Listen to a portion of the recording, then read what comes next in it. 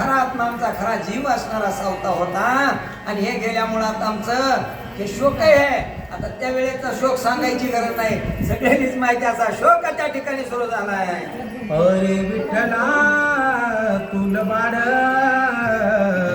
आम्हा केले सुनाट उघड तुझा ऐसा चोरा प्रखडा नसे जगी दुसरा. कुणाला हे कुणावर शब्द आहेत गुरुजी? तुझ्यासारखा चोर दुसरा कुणी नाही. धरीला पंढरीचा चोर गळा बांधून या दोर. त्या देवाला असणारा बोलू लागले आता, ए भगवंता आमच्यापासून बघत बघत चोरून घेऊन चाललास. तुझ्यासारखा चोर ह्या जगात दुसरा नाही.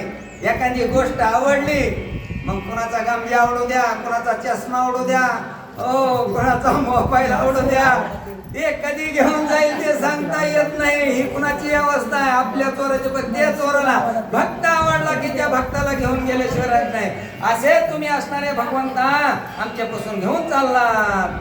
पुण्यवंत बळीस स्वर्ग दिसी पाताळी त्या तू स्थापिसी दरिंद्री सुधा मासी भाग्यवंता पणा दिला. ए भगवंता काय काय एक तू करीत नाहीस बाबा. अरे बळीला पाताळामध्ये घातलंस, तिथं त्याची स्थापना केलीस आणि त्याच्या दारामध्ये स्वतः असणारा राखणदार म्हणून उभा राहिलास. दारिद्र्य आलं, सुदामा देवाला म्हणून श्री तुझ्या भेटीसाठी आला. असे असते हो आपल्या दोस्ताचं चांगलं झाल्यावर दोस्ताकडे जर गेलं आपल्याला काहीतरी मिळेल म्हणून श्री सुदामा असणारा दोस्त भगवंता तुझ्याकडे आला. अरे काय आला घेऊन श्री तुला? एक मुठभर पोहे, कोरडे पोहे घेऊन आला आणि त्या कोरड्या पोह्याच्या मुठभर पोह्यामध्ये गावाचं सोन्याचा त्याला देऊन टाकलं. असा असणारा तू भगवंत आहेस. असे ते सर्व असणारे जनाबाई नागाबाई असणाऱ्या त्या ठिकाणी बोलू लागल्या भगवंताला. तुझा कोण न कळे खेळ चोरटावाला पुण्यशीळ कीर्तिवान अपमानिले धर्मानळ मोक्ष देमी वैर्या शिशुपाला. हे भगवंता तुझी माया आणि तुझा खेळ असणारा तो कुणाला कळू देत नाहीस. अरे ज्यानं मोहरी ओढाल्या खड्यानं 12 रान निसते बामणाचा अंत करून एक बामन मारला की एक मोहरी एवढा खडा रानात टाकायचा. असे 12 रान आता रान नाही बरं का हांडीत पाण्याला. रान म्हणल्यावर आता आजीने माहितीत तेवढी रान होते ते 6-6 8-8 घागरीचा एक रांजून होता. आजी बरोबर आहे. असा एवढा पाप केलेला दुराचारी वाल्या, पण त्या वाल्याचा वाल्मिक ऋषी तो करून ठेवलास. साधा तुझा खेळ आहे का? वेश्या गणिका ती सत्य लोका नेली.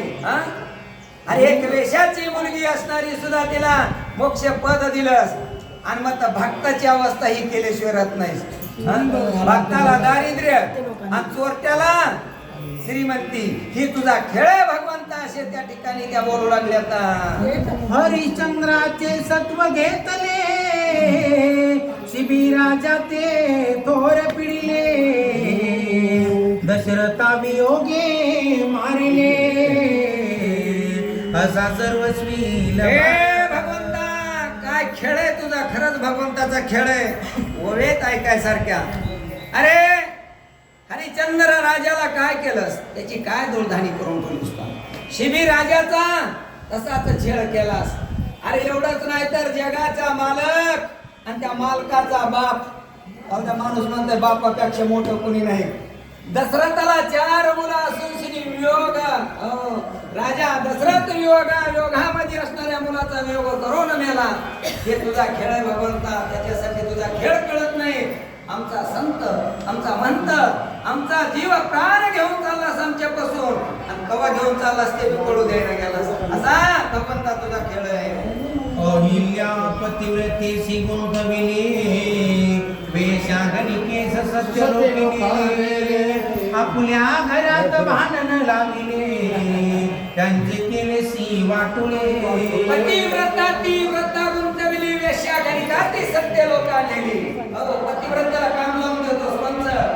व्रत करायचं, उपवास करायचा, सेवा करायची याचे तर तू करून टाकतोस तिला पतिव्रतेला. आणि वेश्या नावाच्या घरी गेला एकदा तुझं नाव स्मरण केलं की तिला सत्य लोकांची जागा दिलीस. असा तुझा खेळ भगवंता.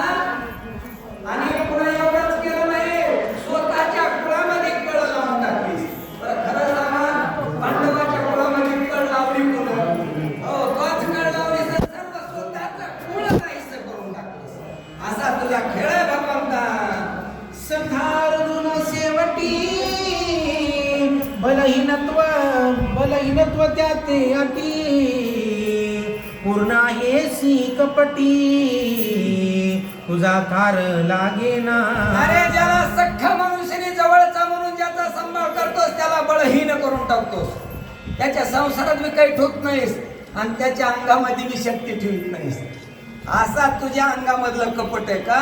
परीक्षा घेतो परीक्षा भक्ताची आणि भक्त तितका परीक्षेत उतरल्याशिवाय त्याची कसोटी घेऊनच पुन्हा त्याला तो काहीतरी मोक्षाची जागा असा सुखा सुखी देत नाही. का कपटी खेळ आहे भगवंता तुझा. नागाई पिटी वृक्षस्थळी मी मागे राहिले अभागी देखत पिता प्रेमळ टाकून या गेला.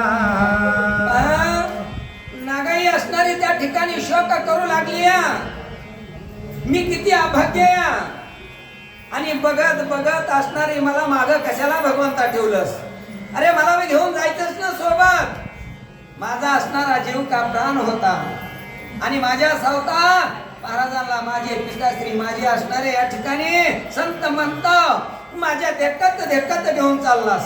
एवढा तू असणारा कपटीस न देवाबरोबर भांडायचं. तुम्ही म्हणता असे कशी भांडत होते? देवाला भांडायचा अधिकार लागतोय तोंडे महाराज. कोणाची बी ताकद का बघा तुम्ही भांडून तुमचा एक शब्द बोलून ठेवतोय का देवती?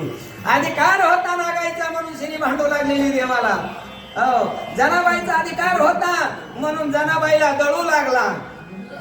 जनाबाईच्या जातेवर बसून शिनी गाणे गाऊ लागला. गाणे गात गात काय गाणं गायले ते बी कळना भगवंताला. इतका देव भुलतो भक्ताच्या पुढं आणि भक्ताचे मनोरथ पूर्ण केले असा भगवंत आहे. आता कसा करू विचार दुःखे बेगले हृदय समग्र बाबा मज केले सी दूर कसा धीरा धरू मी. बापाचं आणि लेकीचं या ठिकाणी नातं सांगितलंय वयूमध्ये. लेकीचं असणारा या ठिकाणी संवाद आहे. लेक रडू लागली बाबा बाबा बाबा काय करू आता मी? कसा धीर धरू या ठिकाणी? माझे बाबा माझ्यापासून निघून गेले. मुलं बी असतेच बरं का आजी पण मुलाली हे नाही म्हणता येत. दुःख असतंय नाही असं नाही पण मुलीचं असणारं या ठिकाणचं दुःख असणारं प्रगट होतंय. माझ्या बाबाने घेऊन गेला तर माझ्या देखत आता मी काय करू बाबा? हो आणि बाप गेल्याच्या नंतर खरं छत्र जातंय बरं का लेकराच्या डोक्यावरलं. मुलगा असू द्या मुलगी असू द्या बाप ते बाप आहे. फक्त लोक म्हणतात माईच माया करतीया आणि माई सारखं ह्या जगामध्ये कोणी नाही बडे महाराज असे म्हणतात पण चुकीच आहे. अरे ज्या ठिकाणी फक्त तुमच्या पोटासाठी जेवलास का म्हणून आई घरामध्ये विचारती पण खरं बाहेरलं जे छत्र असते बाहेरलं जे संकट येणार आहे बाप असल्याशिवाय ते संकट कोणी दूर करू शकत नाही. त्या बापाचं छत्र विसरू नका. त्या आईला त्या किंमत देतात पण ज्या दिवशी बाप जातो त्या दिवशी काय अवस्था होती ती पुढे पहा तुम्ही. आता सकल जन आक्रंदती शोके उकलो पायी शिती सामर्थ्य नवते तुझंती आम्हासी नेण्याचे. भगवंता शोक शोक आणि ह्या दुःखामुळे असणारं नागाबाईचं दुःख ऐकून शिनी प्रत्यवी उडू पाहू लागली. प्रत्यवीला सुद्धा दुःख सहन व्हायला गेलं आणि त्यावेळेस बोलते विठ्ठला विठ्ठला विठ्ठला तुझ्यामध्ये सामर्थ्य नव्हतं का? शक्तीहीन झालास का तू एवढा असणारा कमजोर आहेस का? माझ्या बापाला घेऊन चाललास मग बापा बरोबर आम्हाला घेऊन जाण्याची ताकद तुझ्यामध्ये नव्हती का?